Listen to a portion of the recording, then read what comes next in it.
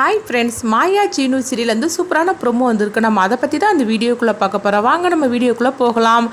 எப்படியாவது ஜானகியை காப்பாற்றணும் அப்படின்னு சொல்லிக்கிட்டு மாயா, கதிர், அதுக்கப்புறமா சீனு, தானான்னு எல்லாருமே முயற்சி பண்ணுறாங்க. அவங்க முயற்சி வீண் போகாத மாதிரிக்கு கார்த்தியும் வெளிக்கொண்டுட்டு வந்துருந்தாங்க. அடுத்து பார்த்தோம்னா கார்த்தி ஆட்டோவில் வந்துட்டு இருக்கும்போது அவங்க குருவரனை பார்த்துருந்தாங்க. அப்போ கார்த்திக்கு பசுபதி ஃபோன் பண்ணவும் அப்போ கார்த்திகிட்ட சொல்கிறாங்க, நீ எதுக்கடா வெளியே அப்படின்னு சொல்லும் போது அத்தைக்கு இந்த மாதிரி நடந்து போச்சு அப்படின்னு சொல்லவும் அவளுக்கு ஒன்றுமே நடக்கலை, இது எல்லாமே ஒன்றை எப்படியாவது மாட்ட வைக்கிறதுக்காக தான் இந்த மாதிரிக்கு அவங்க பிளான் பண்ணியிருக்காங்க அப்படிங்கவும் அப்போ தான் அவங்க கார்த்திக்கு உண்மை தெரியுது. அவங்க சொன்ன மாதிரிக்கே குருவரன் அங்கே இருக்கவோ ஐயோ இவங்ககிட்ட இருந்து நம்ம எப்படியாவது தப்பிக்கணும்னு சொல்லிக்கிட்டு கார்த்தி எஸ்கேப் ஆகி போகிறாங்க. அப்போ மாயா கேட்குறாங்க, சார் என்னாச்சு அப்படிங்கும்போது அவன் என்னை பார்த்ததுமே எஸ்கேப் ஆகிட்டான் அப்படிங்கிறாங்க.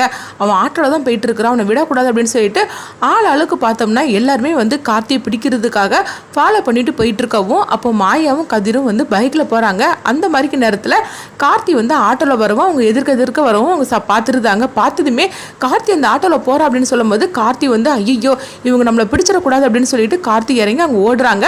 அப்போ அவங்க ஒரு கோயிலில் போயிடவும் கோயிலில் பார்த்தோம்னா அவங்க எல்லாருமே ஏதோ பரிகார பூஜை பண்ணிட்டு இருக்காங்க போலுக்கு. சில பெண்கள்லாம் அந்த இடத்துக்கு கார்த்தி வந்துடவும் அவங்கள ஃபாலோ பண்ணிட்டு எல்லாருமே ஓடி வராங்க. அங்கே பார்த்ததுமே அங்கே தனா அங்கே வரவும் உடனே கார்த்தி தனாவை பிடிச்சிருந்தாங்க. பிடிச்சது மட்டும் இல்லாமல் ஒரு கூர்மையான ஆயுதத்தை எடுத்து தனாவை இந்த மாதிரிக்கு பண்ணிடுவேன், கதையை முடிச்சிருவேன் அப்படின்னு சொல்லிட்டு மிரட்டவும் இதனால எல்லாருமே பயப்பட ஆரம்பிச்சிருந்தாங்க. இங்க பார்த்தோம்னா புவனேஸ்வரி கிட்ட பசுபதி இந்த விஷயத்த சொல்றாங்க. அப்ப புவனேஸ்வரி சொல்றாங்க, இவன் எதுக்காக வெளியே வந்த அப்படிங்கும்போது உனக்கு இந்த மாதிரி ஒரு கதை முடிஞ்சிருச்சு அப்படின்னு சொல்லிக்கிட்டு ஒரு போஸ்டர் அடிச்சு ஒட்டினால தான் அவன் பயந்து போய் வந்திருக்காம அப்படிங்கும்போது எப்படிலாம் அந்த மாயை பிளான் பண்ணி கார்த்தி வெளியே வர வச்சிருக்கா பாரு, ஐயோ அவ கையில மட்டும் இவன் சிக்கிடக்கூடாது அப்படின்னு சொல்லிட்டு புவனேஸ்வரி பசுபதி எல்லாருமே கொஞ்சம் பதட்டமா தான் இருந்துட்டு இருக்கிறாங்க. அடுத்தவங்க பார்த்தோம்னா ஜானகியை தான் காட்டுறாங்க. அப்போ ஜானகி தான் கார்த்தியோட கதையை முடிச்சதுக்கு ஜானகி தான் காரணம் அப்படின்னு சொல்லிக்கிட்டு தீர்ப்பு வழங்குறதுக்காக நீதிபதியும் போகிறாங்க. இங்கே பார்த்தோம்னா கார்த்தி எப்படியாவது கையங்கலமாக பிடிச்சி நம்ம கோர்ட்டில் அவனை கூட்டிகிட்டு போயிடணும், அப்படி மட்டும் இல்லைன்னா பெரியம்மாவுக்கு தண்டனை கொடுத்துருவாங்க அப்படின்னு சொல்லிட்டு எல்லாருமே பதட்டமாக இருக்கிறாங்க.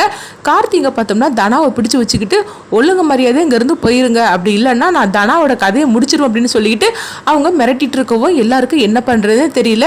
அப்போ பார்க்கும்போது உடனே மாயா பார்த்தோம்னா ஒரு வேல் இருக்குல்ல அதை அவங்க எடுக்கிறாங்க.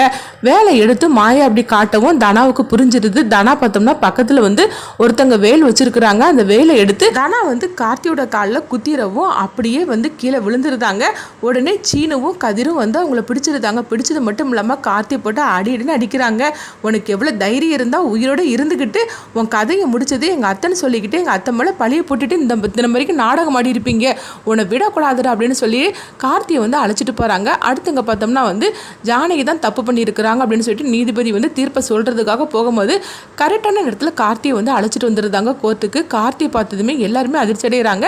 அப்போ குருவரன் சொல்கிறாங்க, மேடம் இவன் தான் கார்த்தி உயிரோட தான் இருக்கிறான் அப்படின்னு சொல்லவும் இதை கிட்டதுமே நீதிபதி அதிர்ச்சி அடைகிறாங்க. என்னது உயிரோட இருக்கிற ஒருத்தனை பார்த்து அவன் கதை முடிஞ்சு போச்சுன்னு சொல்லிக்கிட்டு நான் தப்பான தீர்ப்பெல்லாம் வழங்குறதுக்காக போனேன் அப்படின்னு சொல்லிட்டு நீதிபதி வருத்தப்படுதாங்க.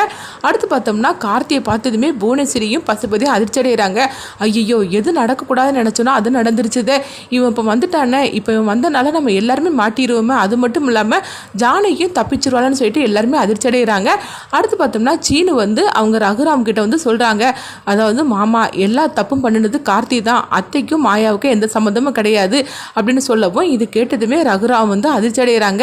நம்ம எவ்வளோ பெரிய தப்பு பண்ணிட்டோம், அதாவது ஜானகியும் நம்ம மாயாவும் எவ்வளோ தப்பாக நம்ம நினச்சிட்டோம், ஆனால் அவங்க யாருமே தப்பு பண்ணலையே அப்படின்னு சொல்லவும் அப்போ மாயா சொன்னதெல்லாம் ரகுராம் நினச்சி பார்க்குறாங்க. பெரியப்பா நான் எந்த தப்புமே பண்ணலை, கார்த்தி உயிரோட தான் இருக்கிறான் பெரியப்பா, நாங்கள் சொல்கிறத நம்புங்க அப்படின்னு சொல்லிக்கிட்டு மாயா நம்மக்கிட்ட எந்த அளவுக்கு கெஞ்சிட்டு இருந்தா, ஆனால் நம்ம அவளை தப்பாக நினச்சிட்டோமே. இப்போ பார்க்கும்போது மாயா அந்த குடும்பத்துக்காக எவ்வளோ தூரம் கஷ்டப்பட்டு இருக்கிறா, அவள் இவனை பிடிக்கிறதுக்காக தானே அந்த ஹோட்டலில் கூட எல்லா வழியும் செஞ்சா அப்படின்னு சொல்லிட்டு அவங்க ரகுராம் மாயா செஞ்ச ஒவ்வொரு தியாகத்தையும் அவங்க நினச்சி பார்த்துட்டு அவங்க கண்கலங்க ஆரம்பிச்சிருந்தாங்க. அடுத்து பார்த்தோம்னா மாயாவை பார்த்ததுமே ரகுராம் எந்திரிச்சு போகவும் இங்கே பார்த்தோம்னா ஜானகி அவங்க விடுதலை பண்ணியிருந்தாங்க. ஜானகி எந்த தப்புமே பண்ணலை அப்படின்னு சொல்லிட்டு நீதிபதி விடுதலை பண்ணிடவும் புவனேஸ்வரியும் பசுபதி அவங்க அதுக்கப்புறமா வந்து கார்த்தி இவங்க 3 பேருக்கும் வந்து தண்டனை கொடுக்கறதுக்காக நீதிபதி வந்து அடுத்ததாக வந்து சொல்லதுக்காக போகிறாங்க. இதை பார்த்துக்கிட்டு இவங்க 3 பேருமே அதிர்ச்சி அடைகிறாங்க. அடுத்து பார்த்தோம்னா சீனு வந்து மாயா கிட்ட சொல்கிறாங்க, மாயா என்னை மன்னிச்சிடு, நான் கூட உன்னை தப்பாக புரிஞ்சுக்கிட்டேனே, என்னை மன்னிச்சிடு, கார்த்தி உயிரோட தான் இருக்கான்னு சொல்லும் போது நீ பொய் சொல்கிற, அதாவது இந்த குடும்பத்தை வந்து நம்ப வைக்கிறதுக்காகவும் இந்த குடும்பத்தை விட்டு போகக்கூடாதுக்காகவும் நீ பொய் சொல்கிற அப்படின்னு உன்னை நான் எவ்வளோ தப்பாக நினச்சிட்டேன், என்னை மன்னிச்சிடு அப்படின்னு சொல்லவும் அப்போ ஜானகி வந்து சொல்கிறாங்க, இப்போ மாதிரி நீங்கள் மாயாவை பற்றி புரிஞ்சுக்கிட்டீங்களே, எனக்கு அது போருங்க அப்படிங்கவும் அடுத்தவங்க பார்த்தோம்னா வந்து மகாலிங்கத்தை தான் காட்டுறாங்க. எல்லாத்துக்கான இந்த மகாலிங்கம் தான் இவனை முதல்ல அடிச்சு வரட்டும் அப்படின்னு சீனு வந்து சொல்லிட்டு இருக்கிறாங்க.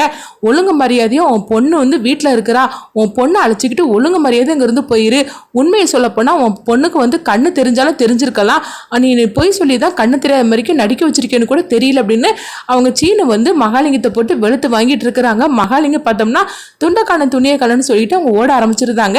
அடுத்து இங்கே பார்த்தோம்னா ரகுராம் வந்து மாயாவையும் ஜானகியும் பார்க்குறாங்க. அப்போ வந்து சீனுவும் வந்து மாயா கிட்ட அவங்க வந்து கையை பிடிக்கிறாங்க. கையை பிடிச்சு அவங்க வந்து சொல்கிறாங்க, இங்கே பாரு மாயா, நீ மட்டும் இல்லைன்னா கண்டிப்பாக அந்த கார்த்தியை கண்டுபிடிச்சிருக்க முடியாது, அத்தையை நம்மளால காப்பாற்றிருக்க முடியாது, இன்னைக்கு அத்தையை வந்து எந்த தப்புமே இல்லை சொல்லி நிரூபிச்சதுக்கு நீ தான் காரணம் அப்படின்னு சொல்லவும் இப்போ குருவரனும் வந்துருந்தாங்க. அப்போ குருவரனும் சொல்கிறாங்க, மாயா மட்டும் இல்லைன்னா கண்டிப்பாக அம்மா உங்களை எங்களால் காப்பாற்றிருக்கவே முடியாதுமா, ஆரம்பத்திலேருந்தே கார்த்தி உயிரோட தான் இருக்கிறோம் அப்படின்னு சொல்லிட்டு நம்பிக்கையோட நம்ம கார்த்தி எப்படியா கண்டுபிடிச்சோன்னு சொன்னது எல்லாமே மாயாதாமா அப்படின்னு சொல்லிக்கிட்டு அவங்க ரகுராம் கிட்டேயும் ஜானகிட்டையும் சொல்லவும் உடனே ஜானகி வந்து மாயா பக்கத்தில் வராங்க.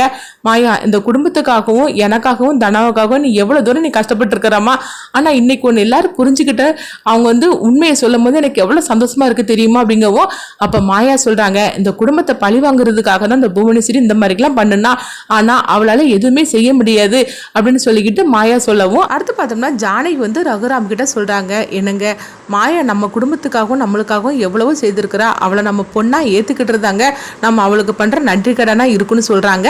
ரகுராம் வந்து மாயாவை தன்னுடைய பொண்ணான்னு சொல்லிட்டு அவங்க ஏற்றுப்பாங்களா, அடுத்தது ரகுராம் என்ன முடிவெடுக்க போகிறாங்க, அதே மாதிரிக்கு புவனேஸ்வரி கும்பலும் சும்மா இருக்க மாட்டாங்க, அவங்களும் என்ன பண்ண போகிறாங்கன்னு சொல்லிட்டு நம்ம வெயிட் பண்ணி பார்க்கலாம்.